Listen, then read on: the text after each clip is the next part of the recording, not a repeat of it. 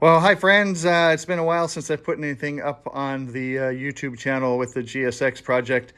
It's been kind of a long snowy winter. I wasn't really in the mood very often to push a big heavy motorcycle out of the shed through the snow and into the garage where I could work on it, so it kind of just sat for a while. Haven't done much to it, but kind of getting back into the groove of things. This last week I did some work on the frame, welded in the hoop here on the end, and have a cutting board that I've cut to fit in there. My battery and a little ignition unit I'll mount under there, under the hump of the seat. And then that little box in front of it there will be where my M unit and probably the starter solenoid and the rectifier I'll mount underneath so it gets some airflow over it.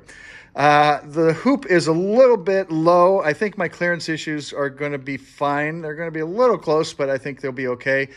Come around this way. One of the mistakes that I made was I got a 2005 Katana 750 parts bike, basically, I paid under $200 for it. It was pretty messed up, but the front end, all the parts were there for the front end, and I was going to try to put that forks and brakes and front wheel and everything on the front of this bike just to give it a little bit beefier, more solid stance. But that front end, mostly because the wheel was much smaller than this wheel, was 3.5, almost 4 inches lower, and so that really changed the geometry of the bike. And I wasn't sure that, first of all, I wasn't sure that it would be safe, and it would make the steering and just make it awfully twitchy. So I decided to go ahead and I'll be using these stock forks for now. I might just keep an eye out later for some older Gixxer like 98 to 2000 front end. It's pretty close. It's within about 1/2 inch of being the right length, which 1/2 inch I can deal with. But so anyway, that's kind of where I am there. Just getting more close to getting some wiring put in, and I'd like to get the engine up and running relatively soon, just so that I know everything's working there, and then I can start running wires where they need to go and getting things ready to start buttoning it up and covering up all the ugly things that I've got and making it look nice and getting it ready for paint and stuff and getting it roadworthy.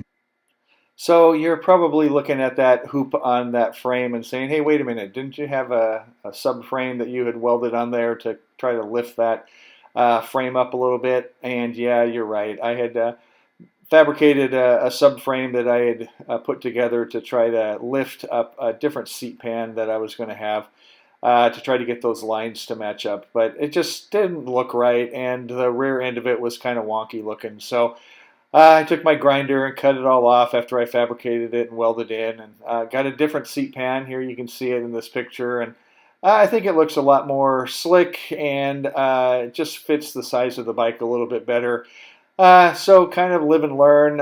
You try something and it works, and then you try something else and it looks better. So this is what I'm probably going to end up going with. I think it looks a lot better, and so that's where I am with the frame.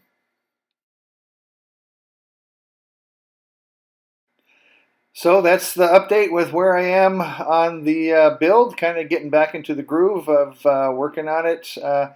So probably the next things ahead for me are building a bracket to fasten that seat pan down, and then hopefully get the carbs put back on the engine and get the basic wiring set up there so I can get it fired up and make sure that it's running okay. And then start working on wiring for all the peripherals like headlight and turn signal and brake lights and those kinds of things. But I'll keep you updated as I can continue to do some work on it, and we'll let you know how it progresses and see what happens. Thanks for tuning in, and I'll see you next time on the next episode. Thanks, everyone.